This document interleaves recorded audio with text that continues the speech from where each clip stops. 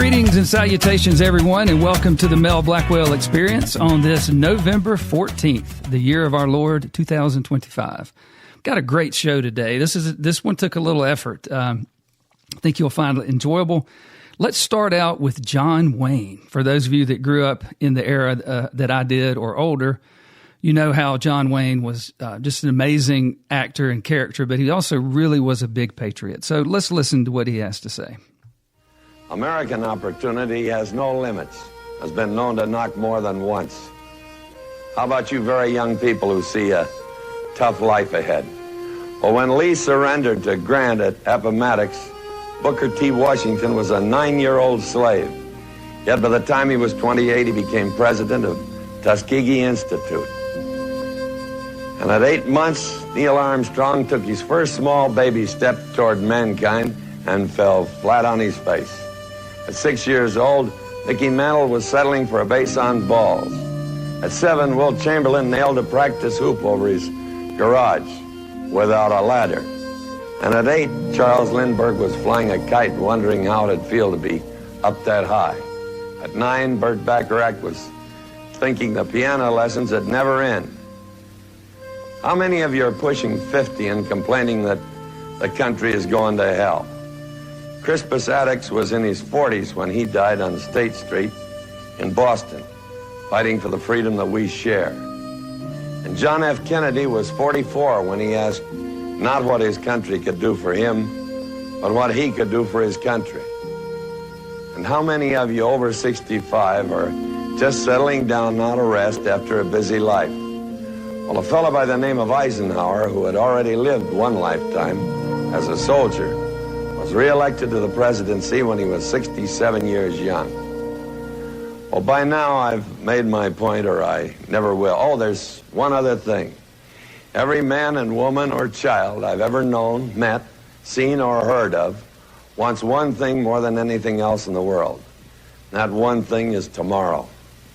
Tomorrow, that's the only thing any of us have going for us. And I believe this.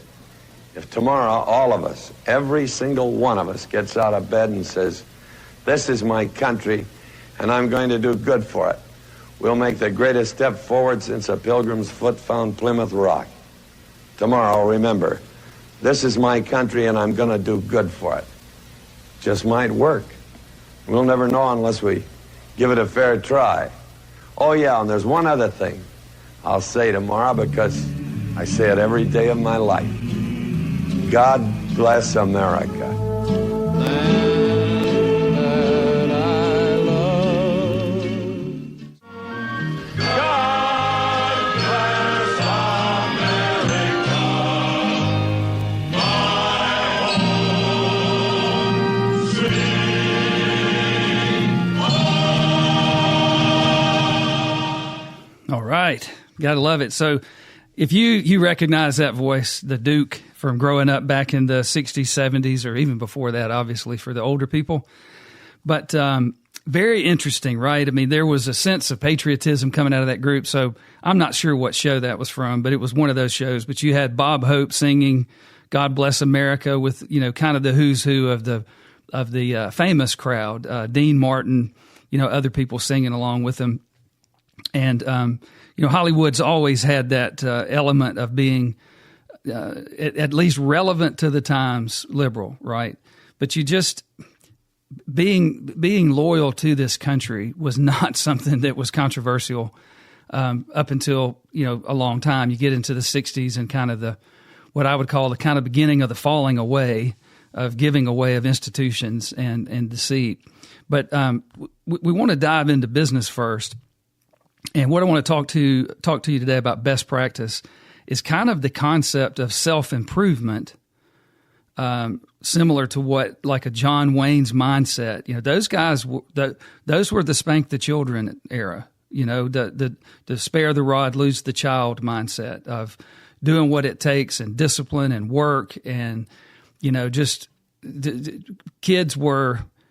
So that's back to, it wasn't necessarily right. I'm not saying that, you know, there's a balance, the pendulum swing, but kids are to be, you know, seen, not heard crowd, you know, kids eat last and, you know, whatever.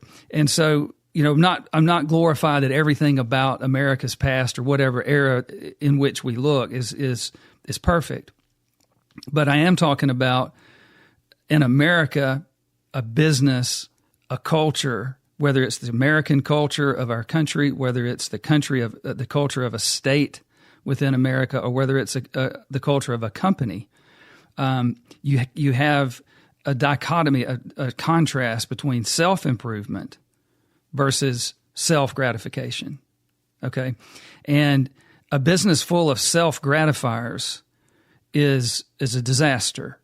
And when you build a business based on grievance, when you build a business based on coveting, that people walk through the door and something that they can't control, like the color of their skin, where they were born, et cetera. And I'm not talking about breaking laws. So keep in mind that we've gotten so out of whack that there's no box anymore. So we start talking and everybody forgets, well, there's just a general box of law, that law and order that's on the books. And I'm talking about in this entire podcast about the box that is the law. If the laws change, that's a different box. But the box we have today, we're talking about, going to work. You're an American citizen. You have a right to work. You're a taxpayer. You walk in that building. Are you a self-gratification person? You're there to take. It's about me. It's about and you're wide open to grievance at that point.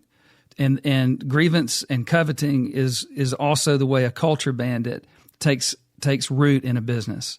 Taps you on the shoulder and it plays the oldest card in the book. It's like, hey, it's like the devil. It's like the serpent in the garden. Hey, you got a reason to be pissed off. You got looked over. It's any reason to get people to get on the other side of the rope from those people that are duly in charge of the business. And so I've said before, I've been in situations where I was driving a culture hard and then we were acquired. And so the acquiring company comes in and they're like, we bought that culture. That's not the culture we want. You're now part of this culture. So you have to eat your own dog food. But whoever's driving the culture, whoever's in charge of the business, if you're counterculture to that group without having authority from like a board to go in there and change it or something, you probably need to, politely pack up and move on. And so let's talk a little bit about something. This is, I think, a very powerful concept that I've not shared with, I don't think much of anybody. I might have shared it with Charlie Reagan in a conversation, but the EOS, the Entrepreneurial Operating System, as you know, I have touted quite a few times on our podcast. It's a rounder wheel. It's really, really good. It's a great way for business leaders to unite the company, get on the same page, one vision shared by all, and create that common language. And like we studied with the Tower of Babel in the Bible, even though the Babylonians were building a tower to try to reach the heavens and basically build a world where they didn't need God, it's kind of the devil power on earth. God looks down and goes, dang, they're so united in their vision and they have such a shared and common effective language, there's nothing they can't do. So I hear that and I'm like, wait, that's just a truth that, it can be applied to good or bad. And so being able to roll out EOS in a business is very effective. The EOS platform has implementers. There are amazing implementers. I know a lot of them. They're fantastic. And basically, they come in for a year to 2, maybe 3 years to try to teach the chief executives, the top, the board, not necessarily board level, but the C level, the president and the operators of that business, all the C people or all the VP people sitting that report to the president or the CEO. They all sit around and that implementer works with that group to teach the methodologies, the toolbox, the whole platform of EOS. The issue with EOS is trying to drive it down. And when Gino Wickman wrote the book Traction, the vision there is to be able to start at the top, but drive it all the way to the concrete. All the way down in the business, you've got the vision, you've got all of the core values, you have all of your goals that you're set, and you've got traction. So for there to be traction, if you can imagine, the tires have to hit the ground, they have to grab the ground, they don't skid or squeal, and you're able to move at the speed of business. Brilliant concept. I think, though, what I found working as, say, an integrator within the EOS is just simply an operator. It's the person that stays behind to run the business, okay? So the implementer of EOS comes in and as a coach, they come in 4, maybe 5 times a year. They spend X amount of days working with the senior team. They leave. The integrator has to get that traction. They have to use the EOS platform to get traction.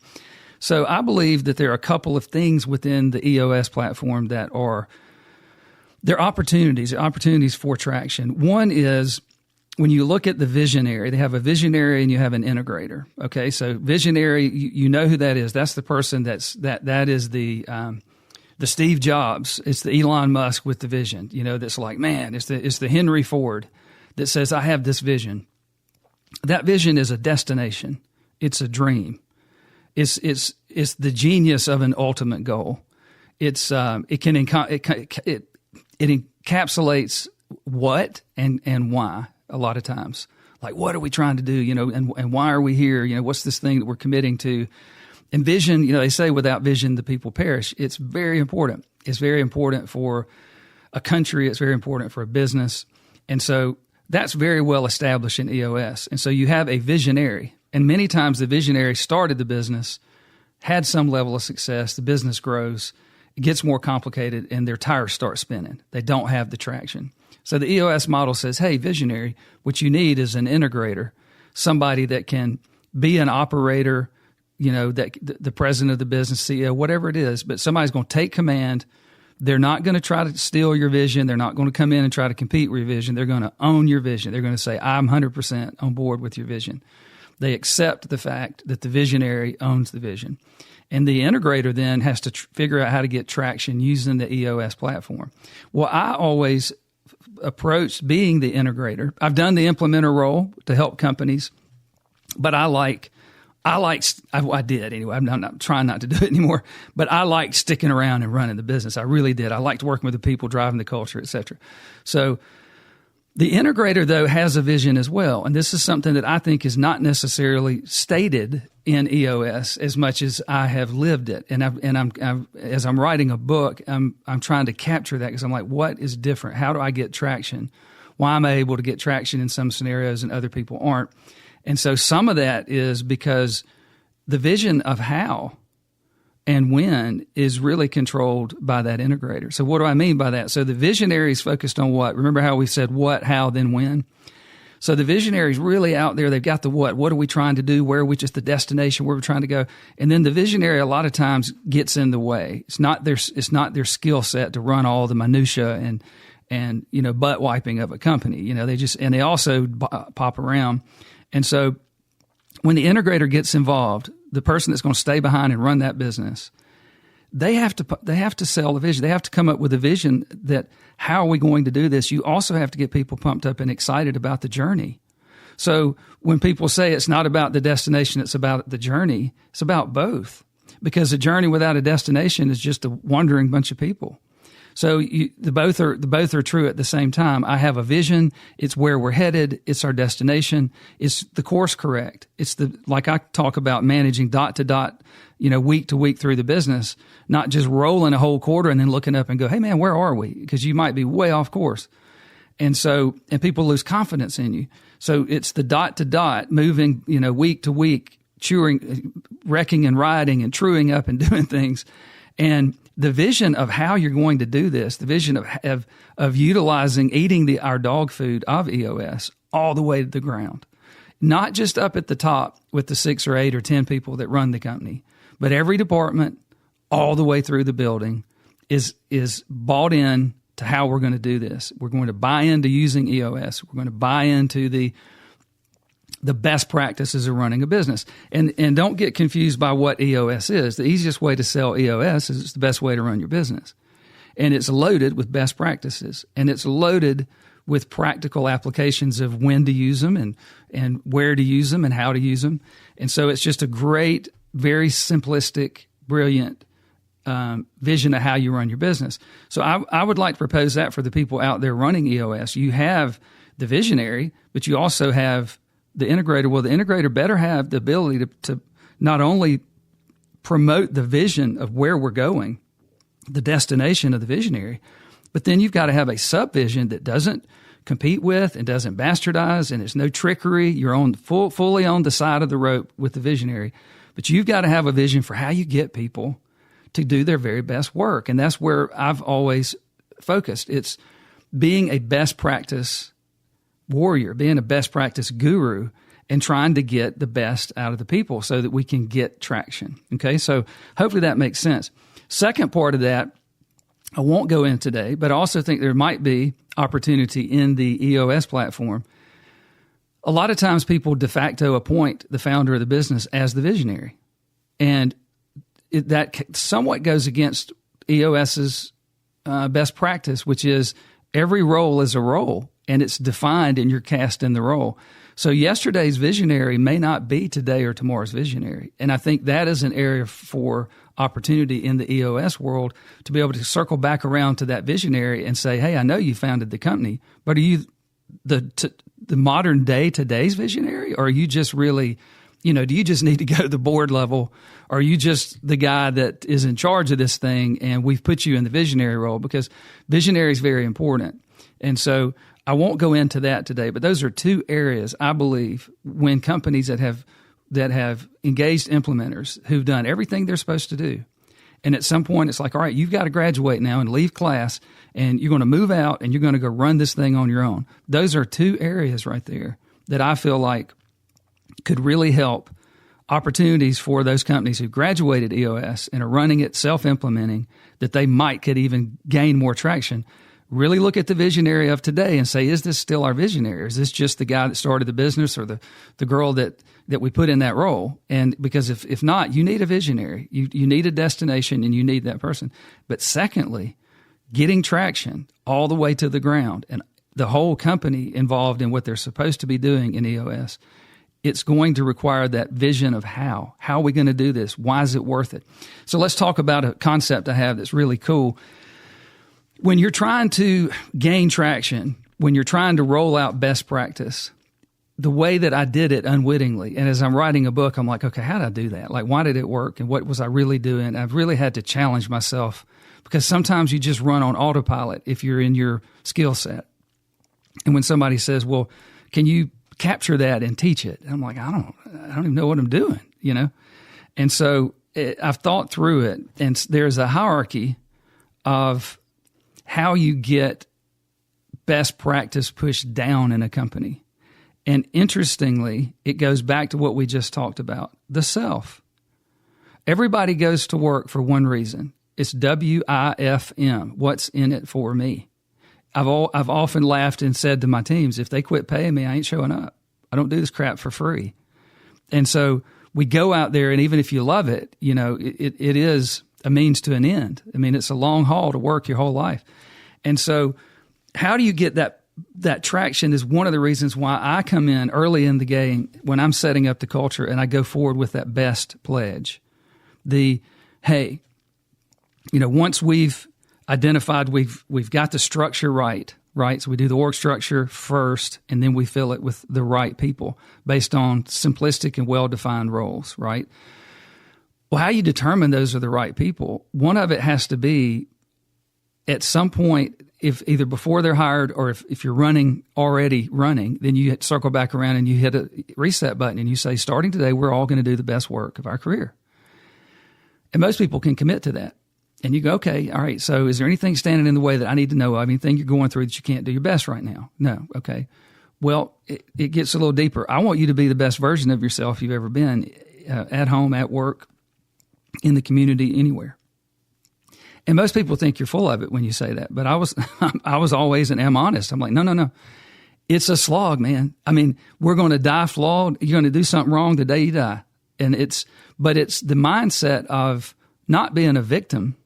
It's the mindset of not being a self-gratification whore and being somebody that is committed to self-improvement, realizing that the most opportunity that any of us have in the entire world, in all of our existence, is the universe of our soul between our ears. The most opportunity we have is within ourselves to try to get the best of ourselves. And it's the old saying, if you don't get the best of yourself, something else will. And what I mean by that is you'll get taken advantage of. And so that's the concept of the you horse. You are the only person riding on this planet ever that looks out of your eyes. You're a unique soul, and working on yourself is a noble cause. And if you want to have an amazing culture at work, you have to start with the individual. You have to start, and this is what I mean by selling the vision of the best practice mindset, which I believe is every business leader's goal. If you're the integrator in EOS, that's what you got to do. That's the vision. The vision starts right there. Don't get me wrong, not the destination vision. We're going to do these things to get to the destination. So the how to get to that destination, the vision for how to get there is what the integrator's role is. I've got to lead them to the promised destination. And so in doing that, everybody's coming to work, they're seeking opportunity. And when you hit the reset button, you look at them and you say, look, I want you to understand there's opportunity here for you. We've with great care, because we took care of things, and we were very intentional about how we created this organizational chart. We were very intentional, and we took care of things when we said, hey, you fit that seat. That seat's well structured, well thought through. This is who you report to. That person's good. They're not a bandit. They're in line with us. They're on our side of the rope, so I haven't thrown you into a briar patch and walk off. I care about you. And, you've got a sign on your chest that says, make me feel special. So here's where this starts. I need you to do the best work of your career right here. We're all going to do our best work together. That's how we're going to row better and stronger and harder and beat our competition. I'm in, yes. All right, one more thing. I need you to be the best version of yourself you've ever been. And I need you to do it more and more and more every day, because that's the real opportunity you have for working here is self-improvement, betterment, obviously opportunity at work and advancement, but it's all goes together, and that's incredible. So I created a hierarchy to try to explain this, okay? And so the way best practice starts, the way the vision of gaining traction in a business starts, in my opinion, the way I did it, the way I've done it, I've stayed behind in stupid situations where my dumb ass has signed on to do stuff, and I'm like, man, I don't even know if it can be done. And it just seemed like I would end up in briar patches. And I say that tongue in cheek. I knew going in, and am I a super person? No, but some of it was, if I didn't want to relocate and I didn't want to take certain type of roles, these seemed to be the ones that were available. So off I go, Brer Rabbit in the briar patch. And so it starts with self. The next level that you move up is selves. So that's multiple selves. Selves. Then the next level is team, and then the next level is teams. Quite simple. So it goes from one person to multiple persons to a group of persons on a team to groups of teams. So what I mean by that is the self is inner and singular. It's an inner singular focus. So when you look at somebody, where you start is with the individual. I need you to do the best work you've ever done right here, right now, in this role, in that seat, reporting to that person, in this culture, with these core values, right now than you've ever done in your whole career. Most people will go, hell yeah, I'll do that. Okay. Now, I got one more thing to ask of you. I need you, inner, singular you, just you, to be the best version of yourself you've ever been and get better and better every day. Don't lie to yourself. Try to be your best self. You know what that means. It goes back to sandbox ethics. It goes back, and we'll get into a little bit more of that. But that's where it just comes down to choosing right. I mean, when you hear what John Wayne's talking about, a lot of that patriotism is discipline. It's realizing that the country is worth fighting for, that the values of being an American and having freedoms, real freedoms. Less than 6% of people ever lived on this world ever have lived in a free society. So we're very fortunate. So 96 to 98% of the people that have ever lived on this planet have not been free. They've been oppressed, dictated to. And so, realizing the view of this thing and going, hey, so in a business, when you say to somebody, I want you to go work on being your best self, right from wrong, You know that when you're being a selfish turd. You know that when you go home and take everything out on your family. You know when you're being ugly to your siblings and your parents and your friends. You know when you're stealing stuff and you shouldn't. So it's don't be your worst self. Let's be our best self. So that's the beginning. Most companies never go there. It's very hard to get best practice when everybody starts out as their worst self. So that's self. Selves, which is self multiple, selves, S-E-L-V-E-S, selves, are multiple self people doing that inner, but there's multiple of them. So let's just say there's a department of 11 people. Where we're going to start is a one-on-one conversation. Hey, man, I need you to be your best self. Now, I'm going to go have that conversation with 11 people. Now, I've got selves going on right there, right? In my department, I've had that conversation with all 11 people, and every one of them, unique to themselves, is saying, I need to be my best self. I ain't got a dang thing to do with anybody but them. Okay, once they realize that they're all doing it at the same time, you have moved up that hierarchy. Now you have a department of people that are all trying to be their very best selves, all at the same time. That is a go home and be your best selves. That is between your ears. That is that opportunity that you have in the universe of your soul. That is the U-horse. You've got multiple U-horse riders in a department that are saying, hey, we're going to try to be our best selves. That's when it turns into team. So now I'm ready to graduate to multiple, and I call it intra versus intra-departmental team. One team, one department, everybody in there is trying to be their very best selves at home, at work. They're trying to do the best work of their career. And now I can begin to talk about teamwork. I can begin to talk about best practice at the team level. Okay. So understand why this is so logical. If I'm talking to people and they're like, yeah, I don't know, I'm just doing all these horrible things at home. I'm a bad person and I'm so drunk I can't see. And I just can't wait to go out to the car at lunch and smoke a joint. That person's not going to be, where's the best practice in that? They failed best practice coming through the door, And so, I'm glad I got out of jail this morning before work. So it's trying to get these multiple intra-departmental people all committed to being the best they can be at work and at home. Now I've got a team of people that are committed to inner self best practice, being their best selves. That group of people, I'm telling you, will stomp a mud hole in any other team that's comparable that is not focused the same on realizing that self-improvement versus self-gratification is how you kick the absolute crap out of another business.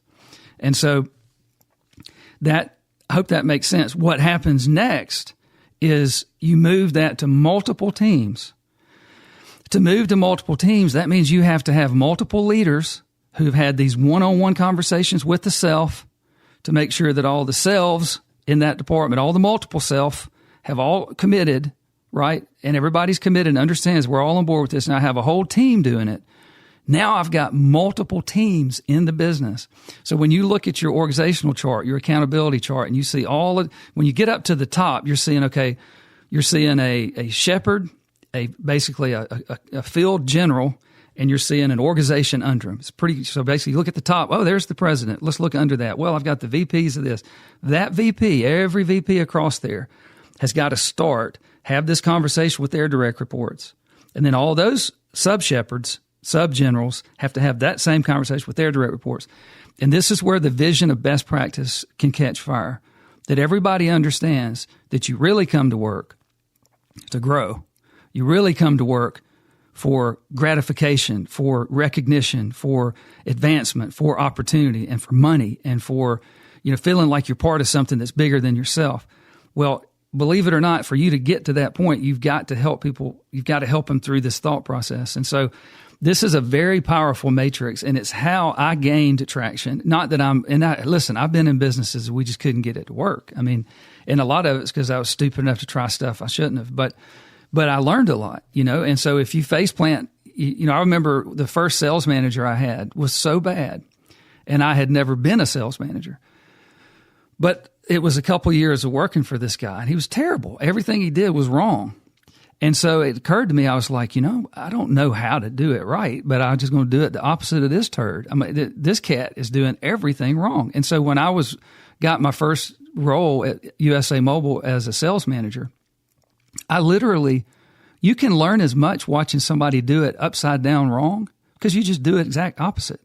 I remembered all those situations where this person did something that I was like, man, I wish he wouldn't do that. Why wouldn't he do this? Ooh, I just circle this. If I ever get to be sales manager, I'll do this. I won't do that. And believe it or not, it actually worked. And so what we're talking about here is equipping the team, equipping the culture with this mindset of being able to be your very best self in a group of other selves that are trying to be. So now ourselves, there's several of us we're going to be our best self, and you can see it. They become more kind with each other. When they want to lose their cool, now here, let me explain this to you. You've got to get the culture bandits.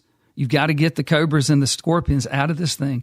Nothing I'm telling you today works in a namby-pamby culture where the shepherd makes the sheep live with wolves, where the shepherd can't be the pale rider and do what he or she has to do to have a clean and clear culture. This doesn't work where you don't have a clear vision and a clear set of core values and over communication 7 times. I mean, all the things you have to do. This will not work in a vacuum. So take the last 21 episodes. This is episode 22. Take all 21 episodes. You have to listen to all that before this is going to work. But when I get to the best pledge, when I get to the part where, we're going to really hunker down now and we're going to go into afterburner, this is how you do it. This is how you do it. And the reason this makes a lot of sense, the chief executive should live like the president, whoever, right? And it could be said the same for any of the C-level or VP level executives who have a pretty big organization under them. They are maestros. They are symphony conductors. And the reason that these multiple teams make sense is when you're talking about team, you're talking about multiple teams. So I have finance, I have sales, I have operations, I have IT, I have manufacturing. Okay, those are all like sections of an orchestra. So let's just say like sales is the brass section, and operations is percussions, and finance is strings, etc. Then, whoever's over all of those departments at the president level, then he or she has, 6, 8, 10 executives. And you've got to deal with the interdepartmental conflict. The job there is when it's running like this and you have all these people that are really committed at the self level to be their best, lots of selves that are committed to be their best, that make up a team, and now I have multiple teams. Well, I'm going to have inter-team conflict, I promise you, because everybody going hard at their best, if you can imagine an orchestra, then, the drum, the percussions could just be kicking it over there, and it could sound really good until you put everybody else in there, and everybody's like, man, they're playing so loud. So it's the leader of that department or the leader of the company's job, when you have multiple departments, to manage interdepartmental music, to make sure that it all sounds good when it comes together. And they have to trust your ear to say, hey, I know it sounds good to you over there, but I'm standing up here and I'm the boss, and it sounds like crap out here. We've got to play it this way. So we've talked a lot about don't do other people's jobs. We've talked a lot about problem worship, where problems go up and they choke the executives. And the executives are like, we just can't solve every problem in the company. Why don't these people solve problems for us? So all that has to be corrected, okay? But when you've done all that and you've got the right people in the right roles, you've removed the bandits, you've created the culture, you've told people mediocrity is not good enough, and they buy in. Because if you're committed to being your very best self, mediocrity is your enemy. That's what gets you late to work. That's what you show up, you're not prepared. That's all mediocre. When you say things like, we start doing our job at goal, and people go, he ain't kidding. No, I'm serious. I do too. We all do. Then all of that goes together to create that culture. And the vision is, if we want to be the best, I've got to be the best self. It starts with me. And I don't want to let myself down. Then I don't want to let the selves that are also trying, so I don't want to let my team down. Now I'm playing in an orchestra, and I'm in the brass section, or I'm in the string section, and I'm looking up to see And I'm following the guide of who's running this business, because at the very top, you want to be dealing with intercompany prioritization, intercompany budgeting, intercompany, just regulation to go, whoa, tap it down a little bit. Or intercompany, you're using a cattle prod to go, man, y'all got to get going. Y'all are slowing down the like the whole assembly line, so to speak. So I hope that's very helpful. It's fascinating as you look at this. I hope when I write it in the book, it is easier to understand. I don't know if I did much justice trying to explain it. Believe it, as simple as this is, it's not all that easy to figure out. And so I'm glad that I was able to kind of get it documented, and it goes back to that best pledge, and it goes back to, the U-horse, and it goes back to all of that. But it really helps the visionary and the integrator understand that the vision of how we're going to pull this off, if we really want to push EOS, we really want to push best practice, it's going to come down to a personal commitment of self-improvement. Then we're going to go to selves improvement. Then we're going to go to team performance and improvement. And then we're going to go to teams performance and improvement. And at that point, you have to be able to look up at the maestro and realize that somebody's got to regulate how this all sounds together, because you got a bunch of horses charging hard, and that is a good problem to have. All right. Let's switch into some current events and stretch our brains a minute. All of us, so Gwen and I, 57 years old, kids are out of college or finishing up college. And then we have, our age group friends. And I know everybody's sitting around scratching their head a little bit. And, those of us that are older, we have this concern about, man, how do our kids kind of navigate their way through this sheep and wolf forest that we're in? Because our kids have gone through grade school and high school. Even my generation, we're getting more and more woke. DEI was coming out. Then they're going into college. The college professors are predominantly liberal, and they're very they push their ideology. They don't hide it. So a lot of 20-something, 30-something-year-olds are coming out, and they're just being inundated with a media that's very slanted. Okay, so we know the media is pretty much progressive Democrat, and already now touting the benefits of socialism, communism. We'll talk about that a little bit. And then you have this Islamism thing, that the strange bedfellows we've talked about. You have all the corruption that's coming out of Europe, and you see what's going on in Europe. And then you have this crackdown on free speech, where people are rewarded and encouraged to go along with the party line. And so there are a lot of young people that are coming out, and they're like, does America even work? Does capitalism work? Insurance is too high. I can't get a job, or I do have a job, but it's I'm tight. It's tight. There's all this inundation about young people will never be able to buy a house, and how expensive they are, and how there aren't a lot of availabilities and so forth. And so there's a lot of people that are young that are scratching their head. And as a parent or as that young person, where do you go? Like what's the truth? And so I'd like us to do an exercise. If you get up high enough in perspective, really high. So it's literally like, imagine yourself getting up above humanity, getting up to where you can see, more than just what you see out of your eyes. So imagine that there's two seats way up high. They're not equal. Okay. God is on the highest of high, but God is way, way up and can see in everything. He's omniscient, omnipotent, omnipresent, the only true God. But then you have this very evil force, which is Lucifer, who also has a really high perch. It's not up there with God. It's not equal to God, but it's superior to us. And the world is kind of his playground to just wreak havoc on every generation.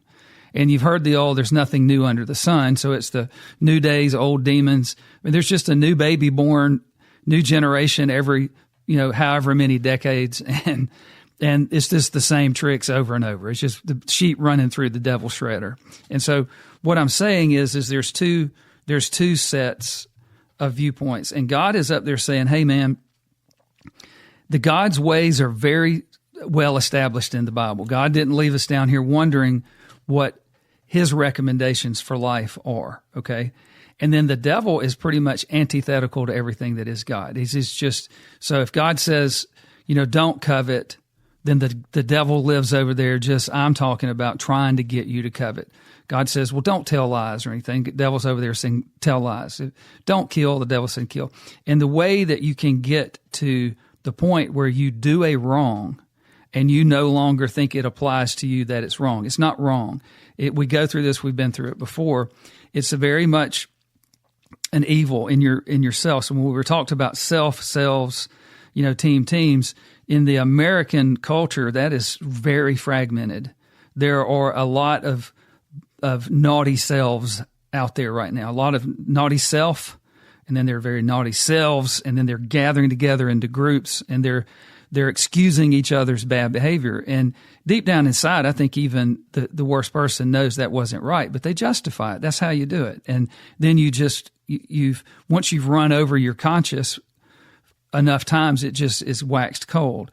But one type of way you could look at selves in society, teams that are out there doing wrong things, is they start with this concept of I'm a victim. I've been wronged, and to be a victim, there has to be, it's like a little fairy tale.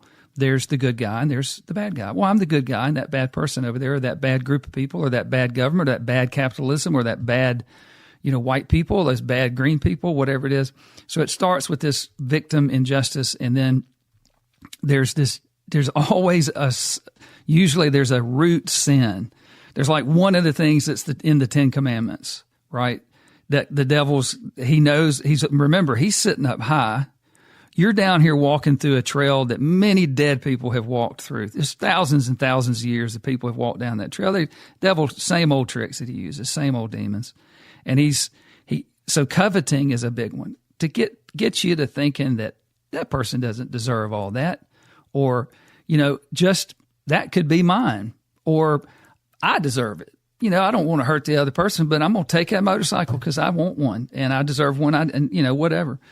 And so it's that covet. This is just an example of one of the fill in the blank godless things that you shouldn't do. And you add that to injustice and victimization, and next thing you know, you demonize the person that you might have to do wrong, or you demonize the person that you felt did you wrong. And then you rationalize. You begin to rationalize, and that's where the devil is up there laughing at you, sitting up on high going, oh my gosh, that was easier than I thought. And then comes where we are, and what we're seeing now is then you are radicalized. So that now you're willing to do things that you never thought you'd be able to do, and you're probably amidst not just yourself, not just a group of selves, but a team or teams of people. And now you've got that belonging, that sense of they understand me, and we have a cause, we have a purpose and a mission. And so there's this anti-American, anti-Western, anti-God vision, anti-Israel vision, and then comes how you pull it off. Here comes the cultural vision of these community organizers that can show you how to do it. And the next thing you know, you're doing evil, the ends justify the means. And so, you could replace the covet with other things, just killing. Why would we decide that Charlie Kirk really said some hateful things, and I saw that interview with Katie Kirk with, what's his name? I mean, it was a great interview, really. I thought it was really good. And it's just sad that these people will go so far as just do it out in front of everybody now. Victim and injustice, fill in the blank, wrong that you're going to do, say it's covet. Then you demonize, rationalize, radicalize, and then you lead groups of people into actions that they normally wouldn't do. So in light of that, let's look at something very fascinating. Okay, so I wanted to, in that question of, a generation of people coming up where it's tough, they look and they say, man, it's tough. Interest rates are high. I can't buy a home. I'm struggling. I'm back. And, maybe capitalism has failed. Maybe we should give socialism or the next ism, the next fill in the blank, godless thing a try. And it's like, well, maybe you shouldn't. But let's talk about it just a minute, okay? So when you look at the Europeans at the time of America coming into being in America, so the 18th, 19th century, okay, 17, 1800s, you had a caste system in Europe and all over much of the world. And remember what I had mentioned in a couple of podcasts ago, that all of I redid some of that study for this podcast. Of the people that have lived on the face of the earth, 3 to 5% at the most. So let's just say around 3% of human beings that have ever lived have lived in a free, self-governed society. And that's what America is. It might have its warts, but you have to understand what's wrong in America isn't pure capitalism. It's been mixed into some sort of hybrid crony capitalism. It's corruption. It's setting something in play like the Affordable Care Act, where the government interferes, takes a private health care and bastardizes it into some sort of a Frankencare, where it's got all these different government mandates and controls. And then I'll show you today how that's just become so corrupt. And the end result is healthcare is broken. But is it broken because of capitalism, or is it broken because of a bastardized Frankenstein mix of government and free market? And it is. It's the Frankenstein mix of government and free market. Same thing with the corruption we see in and around healthcare, the corruption we see in and around NGOs, the corruption we see where we have laws that protect our country from being overrun and breaking the back of our fiscal infrastructure by overrunning it with poor illegal immigration. But then you can see you've got sanctuary cities, you've got states, you've got NGOs, entire, parties of people, a uniparty, and they won't address it. Same thing with H-1B1 visas. It's all of these different things.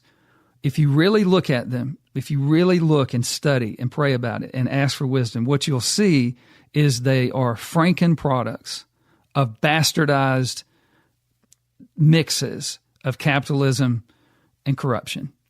And so you want to be careful not to throw the baby out with the bathwater on capitalism, because of the corruption that exists in America right now is nothing like the corruption that exists in a communist state. And there is no such thing as socialism. Socialism is just a bridge on the way to communism. And if you don't believe me, pick up some history books and read it. It's going to implode. It will not work.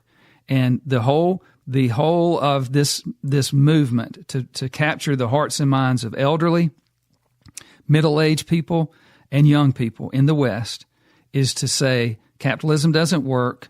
It's exactly what we just talked about over here with the demonization, and to be able to say that's broken. So why not? We need to try something else because that doesn't work. And that's when the wolf always comes in and eats all the sheep.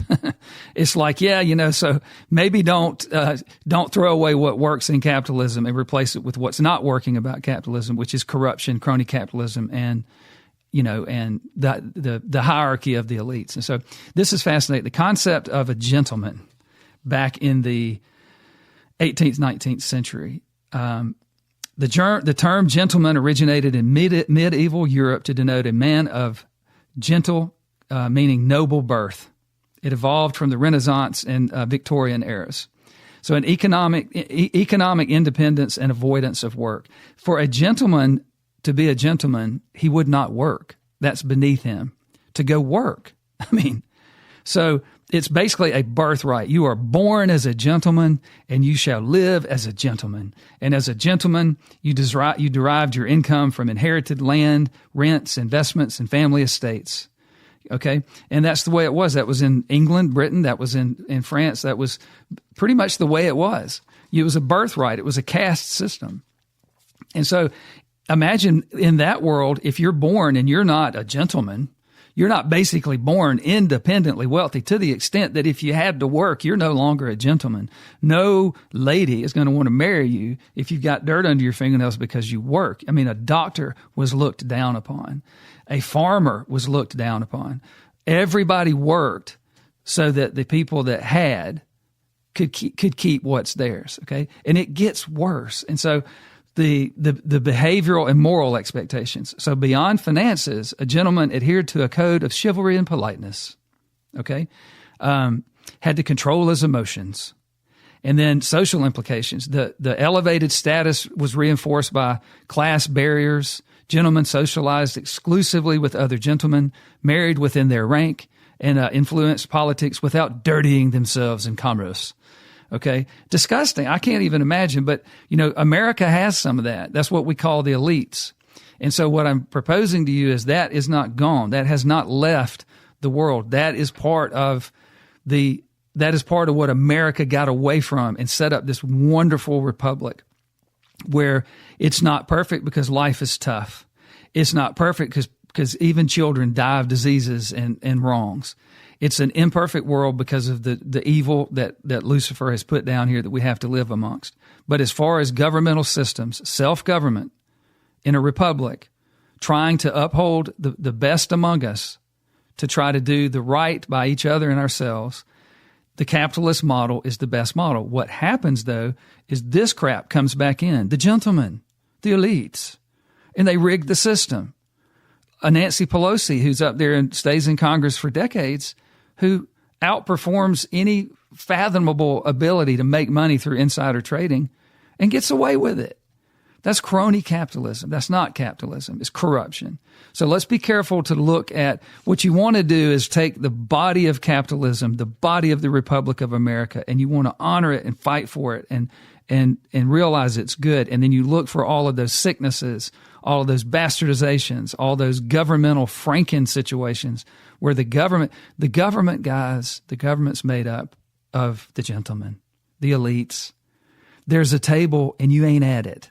And neither am I. And it's a corrupt table.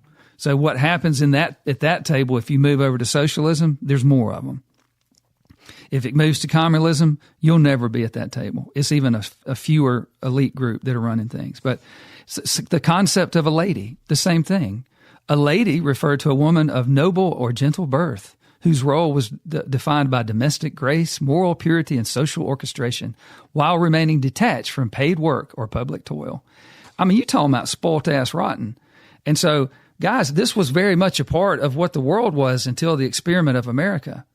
And we're going to go deeper into this. But, throughout human history, the concept of true freedom, which is living under self-governance with inherent rights protected by God. God gives you your rights, not government.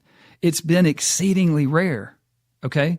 Like I said, a conservative estimate suggests that only 3 to 5% of all humans have ever lived in freedom, under self-governance. Freedom, 3 to 5%. So for a youth in America, a 20-something-year-old person in America who doesn't realize I live in a free country. Yeah, we've let communism creep in New York and Seattle and probably other places. We've got millions of immigrants that have flooded the thing through a corrupt alliance between NGOs, drug cartels, corrupt politicians that are making money. Focus on the corruption. Be mad at the corruption. Don't let them hurt this baby crib that is America. Don't be mad at the baby. Be mad at the snake. You know what I'm saying?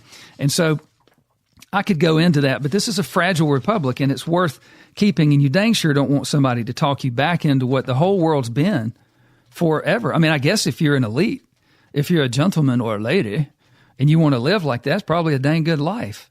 But, nobody I know would be a gentleman or a lady. It's just the elites. It's the very, very elite of the elites.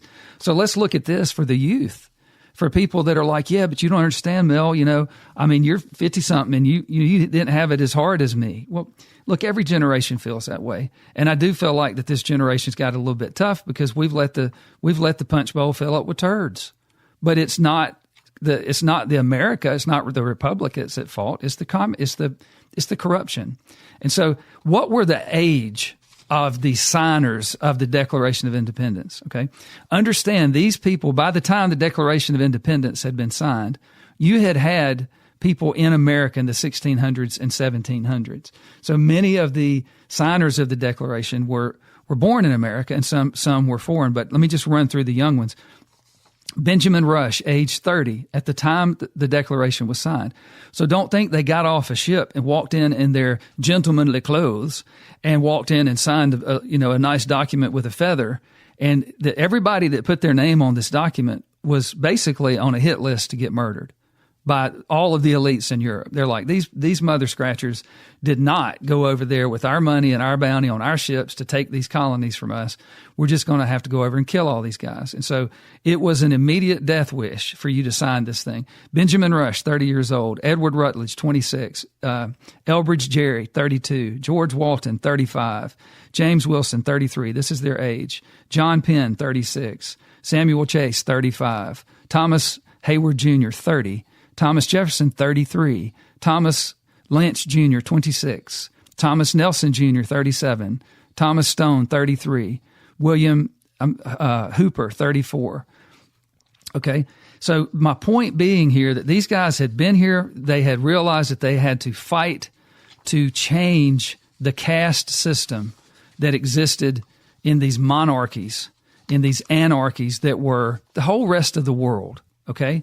And they were willing to sit and try to figure out this America, try to figure out this republic. And they fought and argued because somebody would be more of a federalist and somebody else would be more, of a state's rights. And you had a lot of this type of argument going on. A lot of folks would say, well, we need a big federal government. Somebody said, we want a small federal government, being the whole federalist argument. But this was very interesting. So if you look at the persons that actually founded America, okay, as of July 4th of 76, Abigail Adams was 31 years old. Alexander Hamilton was 21. Benedict Arnold, although he was a turd, he was 35. Betsy Ross was 24 years old. This is in July 4th of 1776. Henry Knox, 25. James Madison, 25. James Monroe, 18. John Andre, 26. John Hay, 30. John Marshall, 20. John Paul Jones, 28. Marquis de Lafayette, 18. Nathan Hale, 21 years old. Nathaniel Greene, 33. Thomas Paine, who wrote Common Sense, was 39 years old at the time of July 4th of 76. So I know I'm beating a horse, but I want y'all to understand this. It's about where you see yourself, what your destiny is. Are you a giver or a taker? These people risk their entire life to try to create this country that everybody's like, oh, can't get what I need out of this country anymore. It might be tough, guys, but you don't want to throw away the republic, because the republic is what makes this place such a beacon on a hill.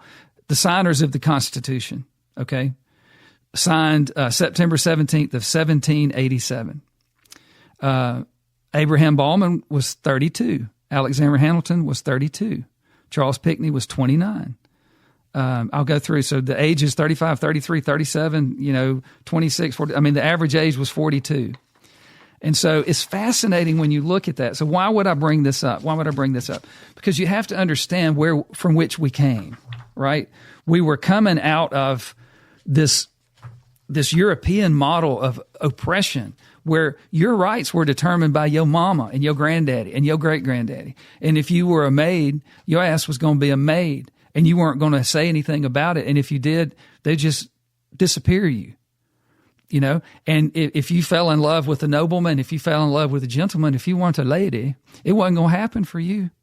And so everybody was in this caste system, and your opportunity was going to be whatever it is. And so you have to understand that what America did was turn that upside down and said, you can be anything you want to be. And the republic works exceedingly well until there's corruption. And you have to be careful of things like overreach in federal power. Overreach in a federal government is corrupt. In business, remember, we try to push all the work down and all the decisions down as low into where the problems are as there are. Get the departmental issues down and resolved at the department level, if at all possible. And what we talked about earlier is when you have all of these teams that are lit up and really doing their best work as people and as selves and as teams, well, then you have to deal with the federal government should be dealing with the interstate issues, just because we got all these states that are thriving, and there's going to be some, if you're on a thriving team, you might have to sit and go, well, hey, ho, ho, ho, both you guys are good, let's work together. You have to teach them to play as a team. And so one of the frustrations I have right now with what is being done to Trump, okay, it might be different than you would think. Trump is the kind of guy that if you make him, he'll do it all.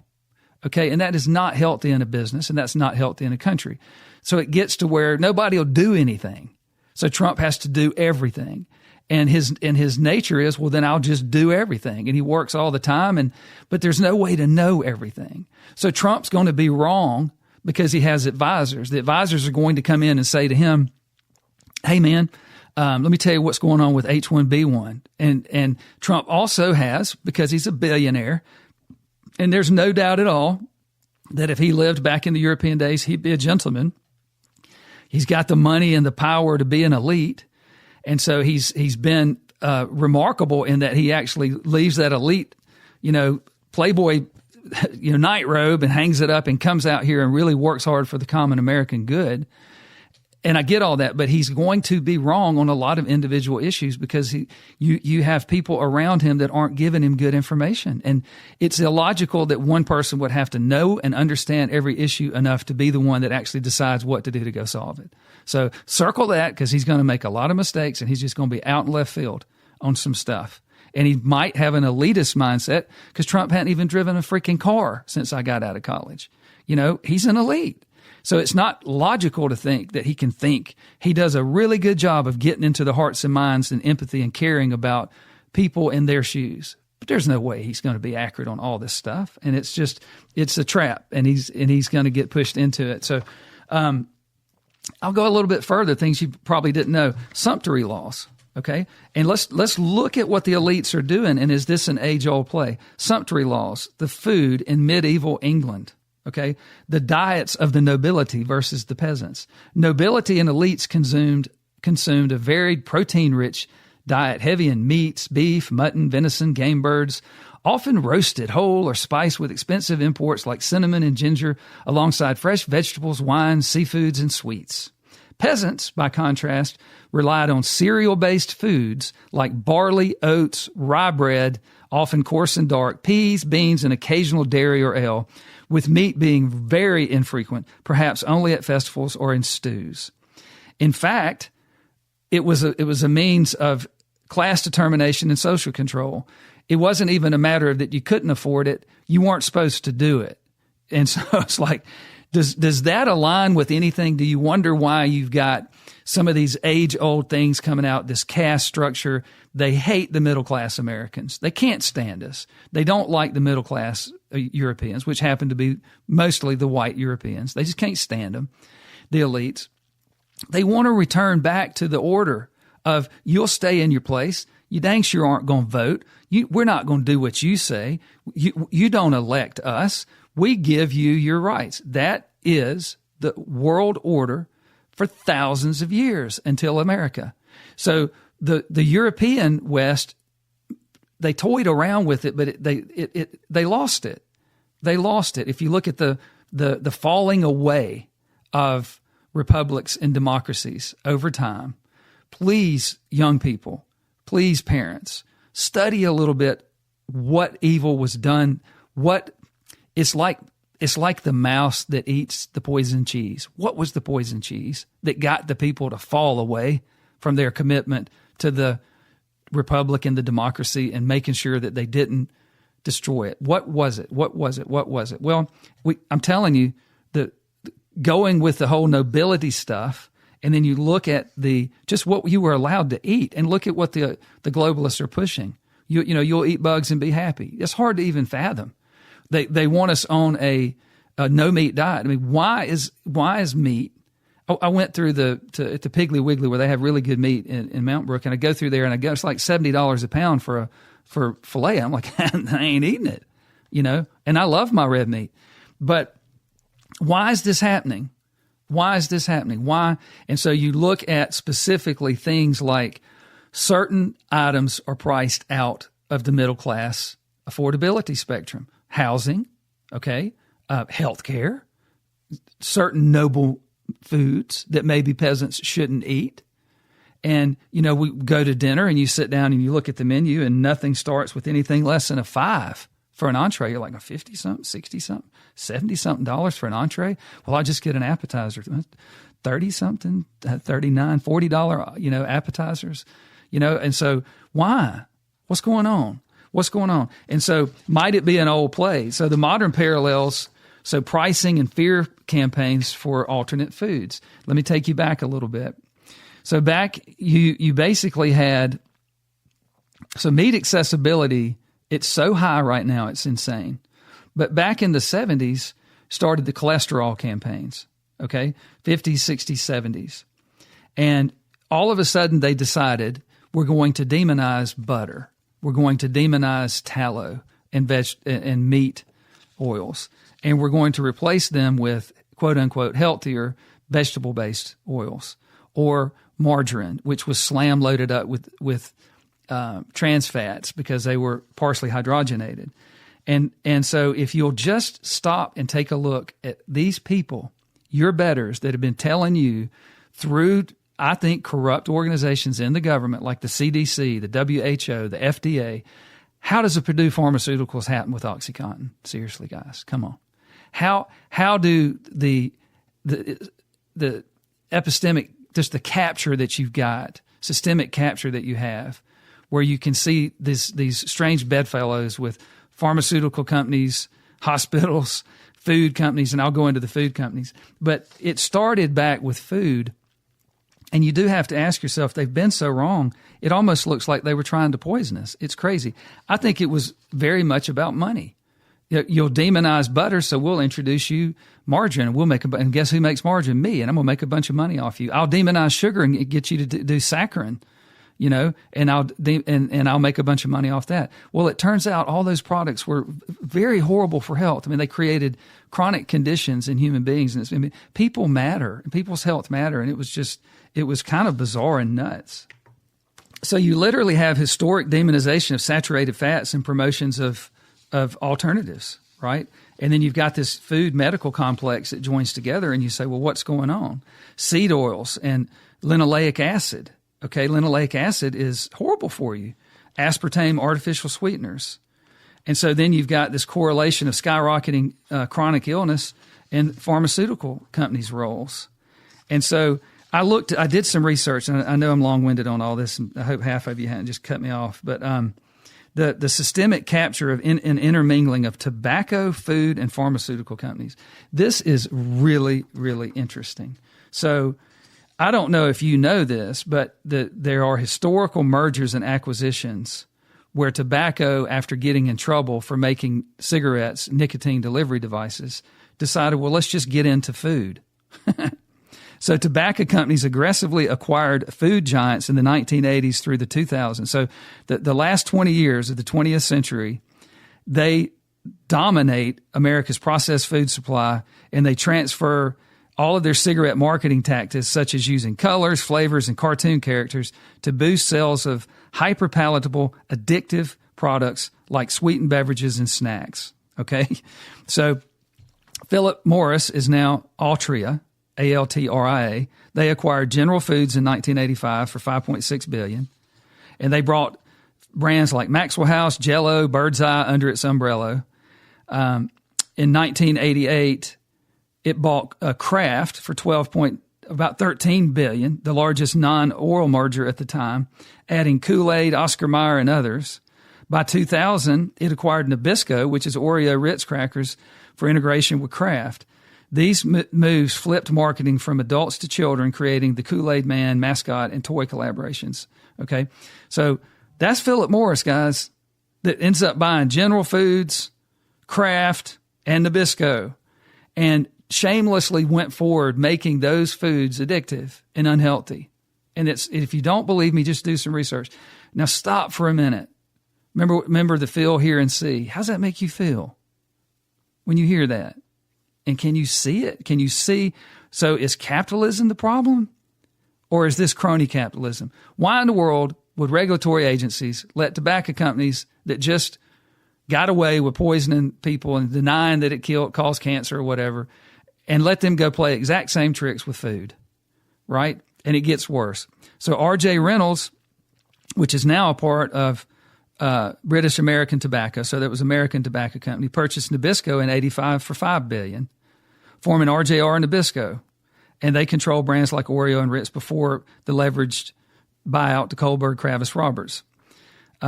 So these acquisitions were defensive strategies against tobacco lawsuits using food's stable cash flow to offset risks. Okay, affiliations between tobacco and pharma. What is that like? So tobacco pharma links are often hidden through corporate diversification, creating conflicts where pharma firms with tobacco ties downplay smoking risks or promote NRTs aligned with tobacco interests. So you've actually got big tobacco and pharmaceutical in bed together. So you've got pharmaceutical companies that are in bed with the tobacco companies who own all the processed food companies. Okay. So beyond direct mergers, common ownership via major institutional investors creates indirect intermingling. What does that mean? Companies like BlackRock, Vanguard, State Street, and Fidelity, these dominate ownership in pharma. They own Pfizer, Johnson & Johnson, and then they own the tobacco, Altria, Philip Morris International, and they own Kraft Heinz Mondelez. So Vanguard owns stocks in all major U.S. tobacco firms, and Fidelity owns $6.6 billion in Philip Morris. It's just so interesting. And then it gets worse. So this is the end of this, and then we'll listen to some clips. What happens? Okay, well, you actually have an executive merry-go-round, a revolving door between these tobacco, pharma, and food companies and government. All right? So for FDA examples, over 50% of FDA staff reviewing drugs leave for pharma jobs. Now, that's corrupt as hell. Think about that. Over 50% of the FDA staff that are reviewing drugs for approval eventually leave and take jobs at the pharma companies. That's unbelievable. The CDC and broader agencies, more than half of the CDC staff, Center for Disease Control, more than half of the CDC staff leave for big pharma, exposing vulnerabilities. Can you believe that? Tobacco specific. Executives join governments, then return to tobacco, undermining controls. So this merry-go-round protects profits, as seen in big pharma naming ex-FDA officials to their boards. And I've got the names of these people, y'all. This took a minute, but it's unbelievable. And so the reason I bring all this up is for the parents out there who have young 20-something, 30-something-year-old kids who are scratching their head saying, what does all this mean?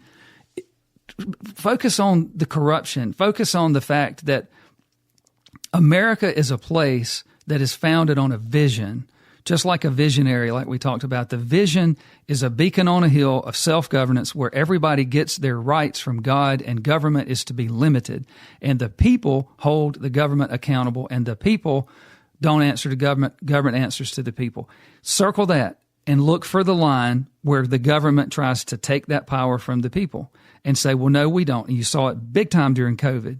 But because of epistemic capture in people's mind, because of the way people think, because of all of the media telling people how to think, folks can't see. They don't realize that was an overreach of government big time. And so let's listen to a couple of clips here as we roll out, and I think that this will be interesting for you. All right, this is Katie Wilson, who just became the mayor in Seattle, Washington, full-fledged communist, even though she says she's a socialist. But this is a brief, I don't know if you've seen it, it's popping all over the news right now, but let's listen to this quick story. They are also strikingly similar to Mamdani's. They include pushback against President Trump, of course, higher taxes on the wealthy they're calling for, government-run grocery stores, along with expanding crisis response teams to answer some emergency calls instead of police. And just like Mamdani, critics have been quick to point out just how hard it will be for Wilson to implement her plans. William Lajeunesse is following this for us, and he's got the very latest. Hello, William. Hey, Sandra, and especially given that Seattle's already broke, as John alluded to, but Wilson says the rich can pay more, and so can corporations like Amazon, Starbucks, Nordstrom, and Expedia. They're all based in Seattle. Now, Wilson is a 40-year-old self-described socialist and progressive. She rents a 600-foot apartment with her husband, doesn't own a car, went to Oxford, but gets financial help from her parents, both professors. A lot of people have been calling me the Zohran Mamdani of Seattle. As we all know, Zohran is charismatic, telegenic, and stylish. I, on the other hand, am deeply awkward. Wilson ran on a Trump-proofing Seattle campaign and increasing the corporate payroll tax to provide free daycare, higher personal taxes on the rich, a local capital gains tax on assets like houses, stocks, and cars to pay for the homeless, and a landlord tax to add more public housing. We'll need to pursue new progressive revenue in order to fund our priorities and make sure that we're delivering services to the people of Seattle. I want everyone in this great city of ours to have a roof over their head. I want a city where your health and your life expectancy and your children's future doesn't depend on your zip code or your race. She complained about militarizing the police, opposes jail for minor crimes, and wants social workers to replace cops when possible. I am a community organizer, and I will not stop being a community organizer when I step into the mayor's office. The working people of our city are tired. They are ready for something new, something more hopeful, and just and equitable. Now, Wilson never held public office. She ran a small nonprofit, the Transit Riders Union. The budget there, about 150 grand. Seattle's budget is over $9 billion. Come on, y'all. You remember the old saying that I've wrote, if you're going to be dumb, you better be tough. Man, these better be some tough mother scratchers, because that is stupid. So she is living in a, 700 square foot apartment, still subsidized by her parents. She's managed $150,000 budget, and now she's in charge of a multi-billion-dollar city that's already in a lot of trouble. It's already bankrupt out there because of their policies. And so, you hate just to sit over there and go, just stand way back, don't get hurt, and watch this. But it's just bizarre that people need to be capable to do the job. And you look at those young people we talked about that came to America and put it all on the line to try to set up a republic, something better, something that could really give back power to people. And then you got this clown out there. It's going to be a disaster, y'all. And the big poison cheese for all generations, the elderly, the middle-aged, and the young, the parents and the kids alike, the married and the unmarried, the rich and the poor. Everybody needs to understand this. The poison cheese is to try to talk you out of your rights, to try to talk you out of your freedoms. And government does not rule you. You rule government. And that's what America gave you. Don't throw it away. And so the next is, listen to Elon making a point that I think is very important. These points will all reinforce what we should tell ourselves, what we should tell our kids, and what we should tell each other about why you want to have limited government and you want the American Republic model. And as far as spreading it around the globe, maybe that's not what we should be doing, but we dang sure we don't want to give up our republic here in America. This is Elon making a great point. I mean, North Korea, they're starving. South Korea, it's like amazing. It's night and day. Yeah. And so in the North Korea, you've got 100% government. In South Korea, you've got probably, 40% government. It's not zero. Yeah. And yet you've got a standard of living that is probably 10 times higher in South Korea. At least, exactly.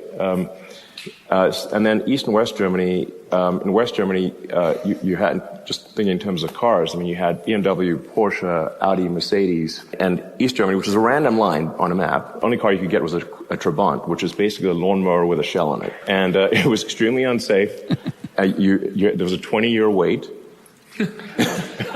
So you put your kid on the list as soon as they're conceived. Even then, only, I think, a quarter of people maybe got this lousy car. And it's just the same. So that's just an interesting example of basically the same people, different operating system. Very smart. I love the way he thinks. Think about that, y'all. So the poison cheese is to ditch the American Republic, not go back and cut out all of the corruption out of it and get back to a balance between how much government intervention. So what he's saying is in North Korea, it's communist, it's 100% government. And then in South Korea, he's like, well, maybe it's 40%. Exact same people as far as long-term heritage. And it's simply the way they're governed. And what you're being asked to do is to, let's change the system to socialism. Because why? Because I will get more. It's me. It's me in self-gratification mode.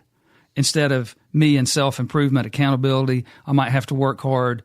Maybe I should leave a country that's better for my grandkids than just take it and use it up in my generation. And so it's very interesting. So this next clip is very short. It's Tommy Tuberville.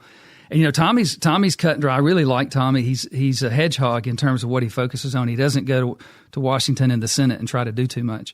But listen to what he says about Mamdani. I'm a traditionalist, and I come up here 60 votes. Hey, that sounds great, but we're in a different country, Steve. This is a different time. We just saw what happened in New York. We lost New York. It will be completely Muslim in 3 or 4 years. That's what they want. They're going to have everything free there for them, and they're just going to spread throughout the country. We better wake up and smell the roses. So, short and sweet, he's right, and you have to look at, if you don't think that the Islamic revolution will be as it always has been, then if you better be dumb, you better be tough. You can trust people to do what you've already seen them do. And so when you get Islamic power in a city, then you're going to have a move towards Sharia type law, if not full-fledged Sharia law, and you just watch. And so it's very bad bedfellows to get a bunch of communists, a bunch of corrupt government people, a bunch of money through NGOs, and a bunch of Islamists, because it ain't going to turn out good. Look at Europe. Okay, look at Europe. It's really bad over there. And I encourage you to keep looking at it. And so I also want to listen to J.D. Vance. He's talking about the economy. And the housing situation is interesting because it's going to take time. The one thing for all of us that are of all generations, old, middle-aged, young, doesn't matter, understand that the flood of immigrants into this country, the 25 to 30 million of them that came up over all the borders from all over the world, they were pushed to every town across America. They're breaking the back of the system because they're getting free everything. They really are, and I've proven that time and again on the podcast, so I won't go back over it. But they're getting stipends for living expenses. They're getting rent reimbursement. If they're getting a SNAP, they're getting free health care. I mean, there's just basically 100% mooching off the system, all at the same time coveting our daughters and wanting to take everything from us. And it's just really, really sad. It's really scary. But J.D. Vance talks specifically about housing and how the immigration, the flood of immigration has increased the cost of housing and driven it basically taken away supply. And so the removal of illegal immigrants from society and getting them out of the country is part of that solution. But listen to what he says. It's pretty short. I know that there are a lot of people out there, Sean, who are saying things are expensive. And we have to remember they're expensive because we inherited this terrible inflation crisis from the Biden administration. But you've already seen signs that things are getting better. The price of eggs has gone way down. The price of energy has gone way down. The price of gasoline has gone way down. And as we know, when the price of energy goes down, that starts to filter out into the entire economy. But that also takes a little bit of time. There's another component of this, Sean, which to me is maybe the most important because I care so much about our young people being able to afford a good life. A lot of young people are saying housing is way too expensive. Why is that? Because we flooded the country with 30 million illegal immigrants who were taking houses that ought by right go to American citizens. And at the same time, we weren't building enough new houses to begin with, even for the population that we had. So what we're doing is trying to make it easier to build houses, trying to make it easier to build factories and things like that so that people have good jobs. We're also getting all of those illegal aliens out of our country, and you're already seeing it start to pay some dividends. All right. So they're doing all those things. The takeaway here is don't eat the evil cheese. Don't eat the poison cheese. What's the poison cheese? Don't turn your back on what you know is good and right. And so I can't go into it. I could have done like a 10-hour podcast today, but I looked at examples from the Old Testament of basically the falling away.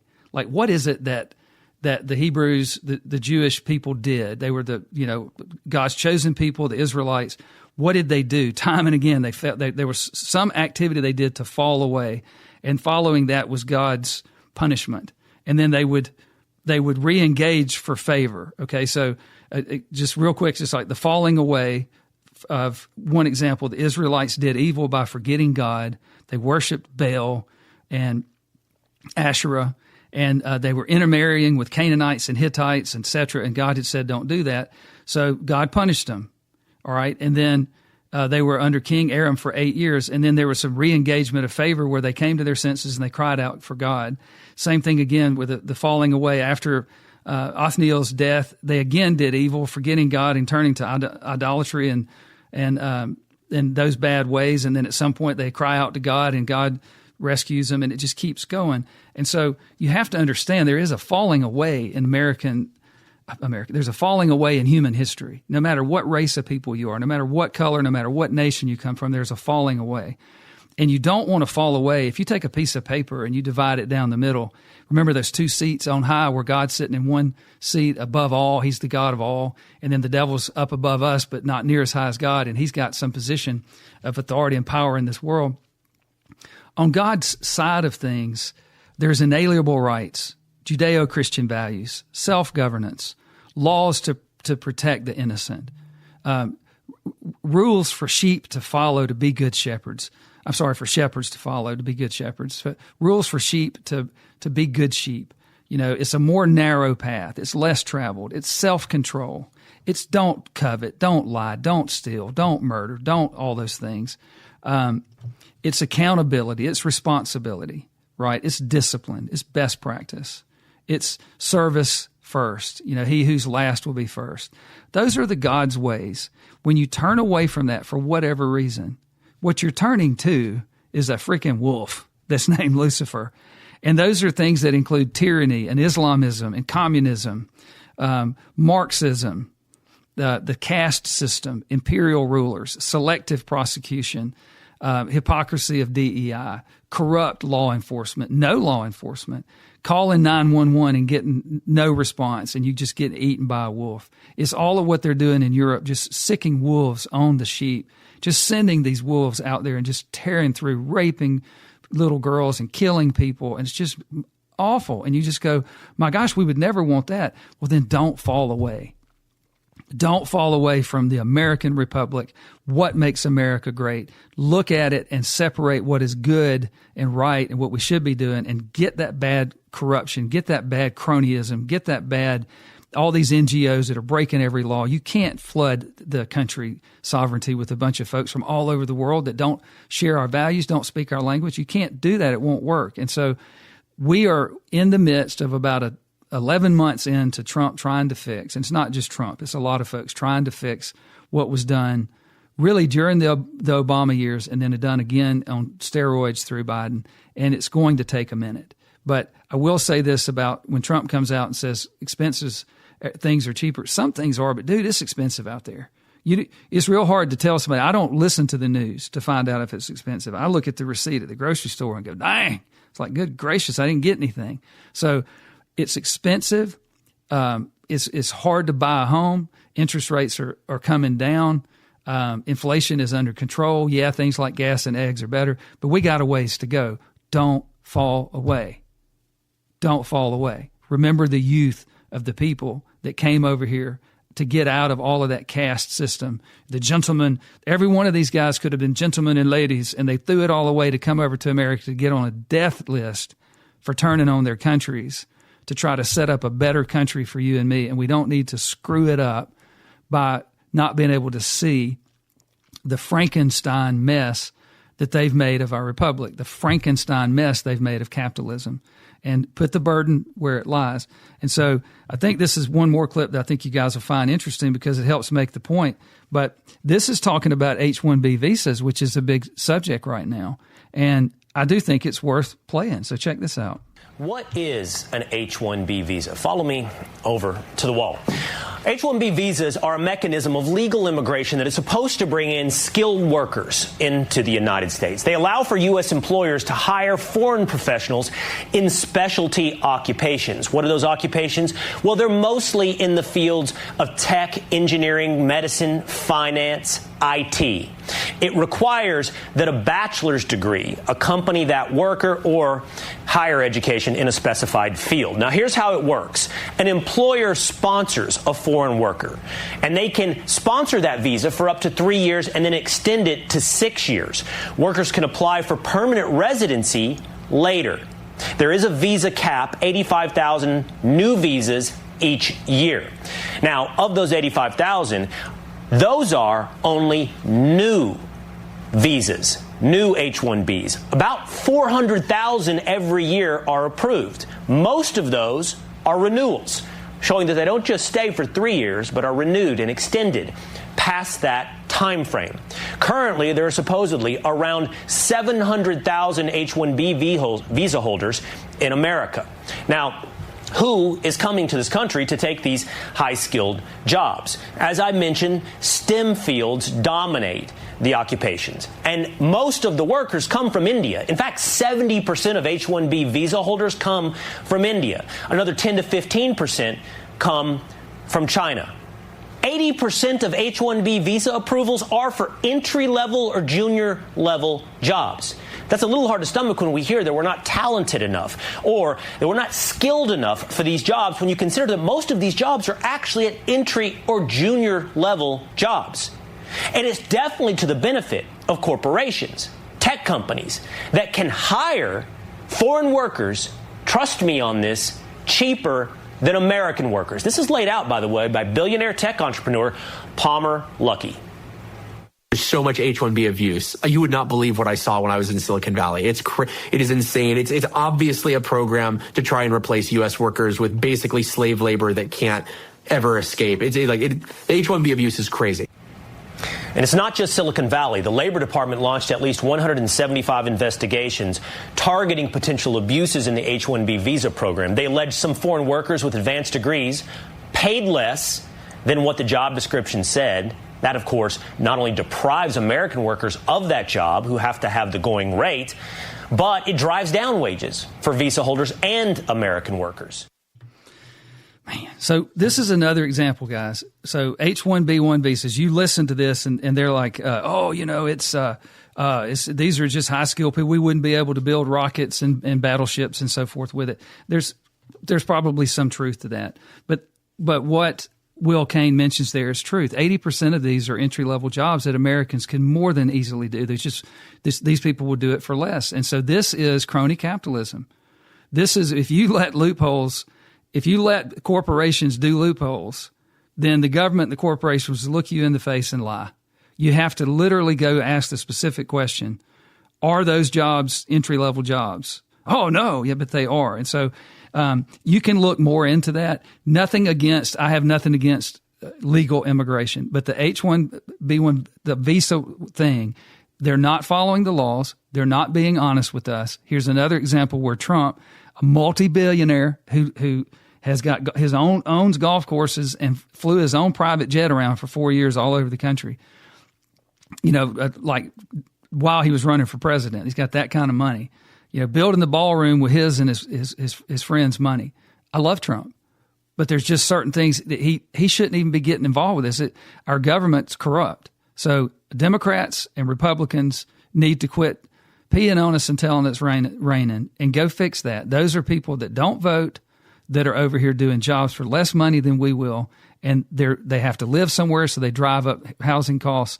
You've got a lot of foreign students coming to colleges, and it's propping up an overpriced college system. Just people go, well, what do you mean? Well, what it costs to go to college for me in the late 80s, early 90s versus what it costs for kids to go to college now is freaking criminal. Okay? Because the education's not better. But you go onto those campuses, and these are like marble towers everywhere. It's like, my gosh, and they've expanded the administration. And so the last clip before we roll out was something funny. I want you to listen to this about the Affordable Care Act, because it's another example of a Franken bargain made between a too powerful federal government and private industry with insurance companies. And it's mind-boggling.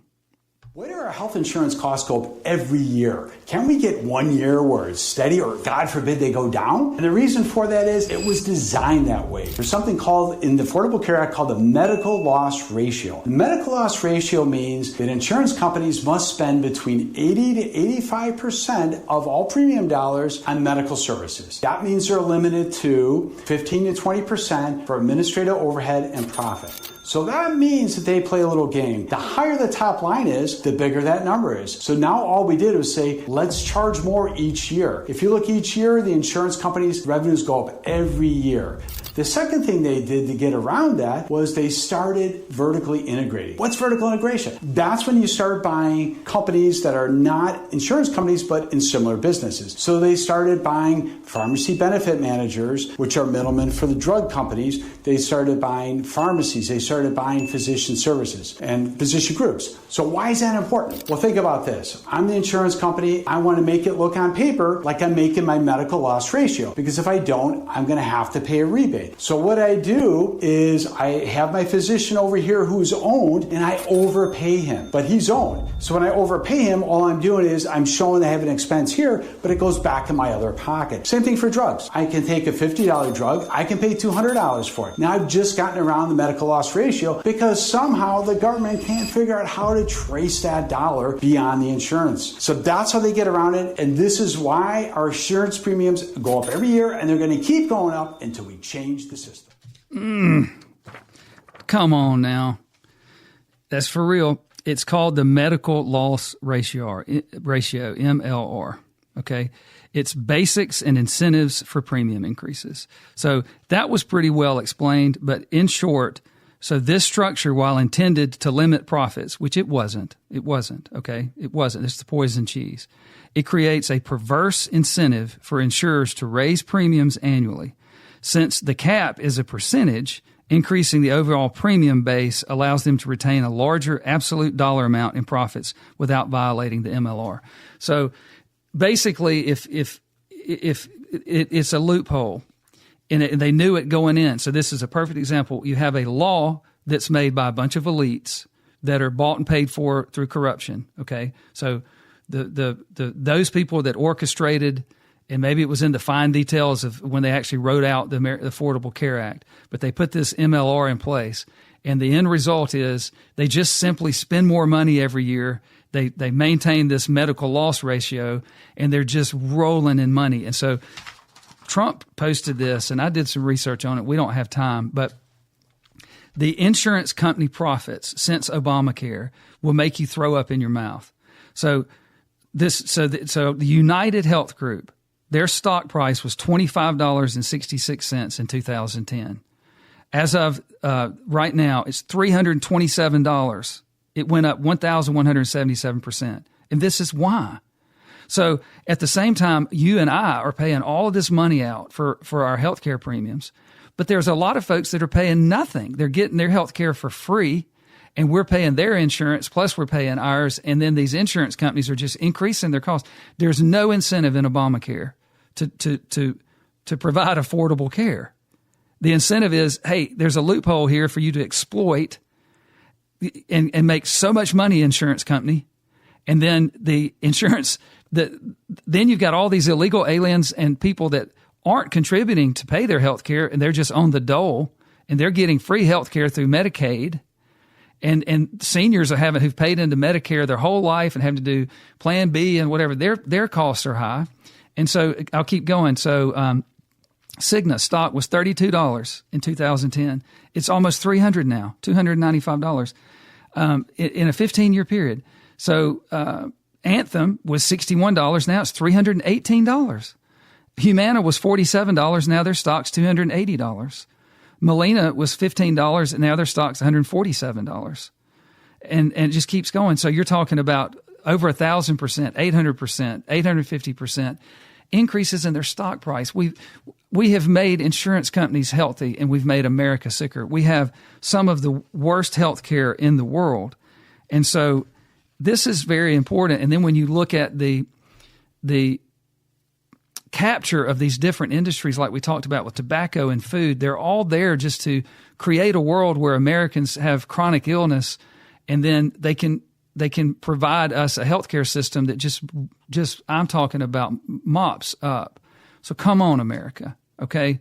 Come on, America. We had people that came over here, lived in a lot worse conditions than we do, fought off all the European elites and monarchies, put their name on a death list to create this country. And then we have ourselves and our kids walk around scratching our heads saying, well, I don't know if capitalism's working. I don't know if the American experiment's any good. The American experiment is the solution. We need to get these mother scratchers that have bastardized and Frankensteined the simplicity of a republic. And it's all this crony capitalism. It's this mix of corruption, non-government organizations, international money, uniparty, corrupt politicians. They're at the table, and we're never going to be at it. And that was not what America was set up to be. So I hope this has been a good podcast.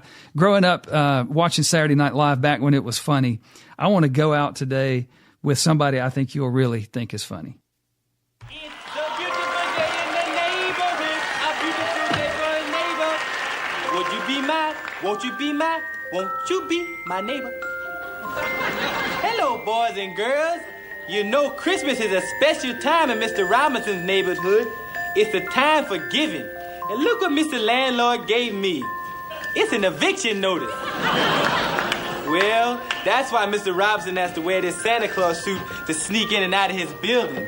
But it just isn't a disguise, boys and girls. Because when I add this little kettle here, and when I add this little bell, it becomes a small business. Yes, Christmas is a season for giving and for taking. And with this little operation, I figure I'll be taking in about $300 or $400 a day. Oh, why must Christmas come but once a year? You know, another reason why Mr. Robinson likes Christmas so much, boys and girls, is because I have so much in common with Santa Claus. We both like to sneak into your house late at night. Only Mr. Santa Claus likes to leave things. Mr. Robinson prefers to take a few things every now and then. Let's see what I have for Christmas today. Oh, look, a little doll baby. Isn't it so cute, boys and girls? They're not worth a lot of money now, but through the miracle of modern science... Cabbage Patch doll. Now they're worth a lot of cabbage. I can sell these to little stupid kids for about $50 each. $50 each. Can you believe that? Well, that's why I love Christmas. And that's today's word, boys and girls.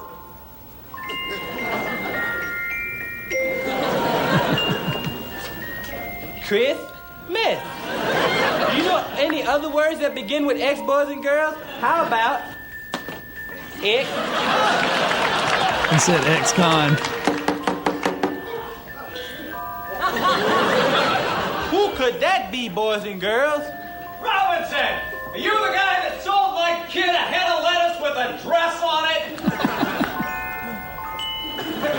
That reminds me of another word, boys and girls, that begins with X. Escape. Well, I'll see you later, and remember, tomorrow, I'll visit you tomorrow when you sound the sleep. Goodbye, boys and girls. That is so funny. Well, look, I hope you enjoyed that today. Also, just one quick thing on the housing. You know, you've got the influx of illegal immigrants here. You know, you also have had BlackRock, Vanguard, and all these big, international monies that have been pouring in and buying up single family dwellings. There's more to it than just this isn't a free market thing, okay? And so don't fall for the poison cheese, boys and girls. So, well, look, I hope you enjoyed the Mel Blackwell Experience today. It was a long one, but I hope you have a great week, and I'll see you back next time.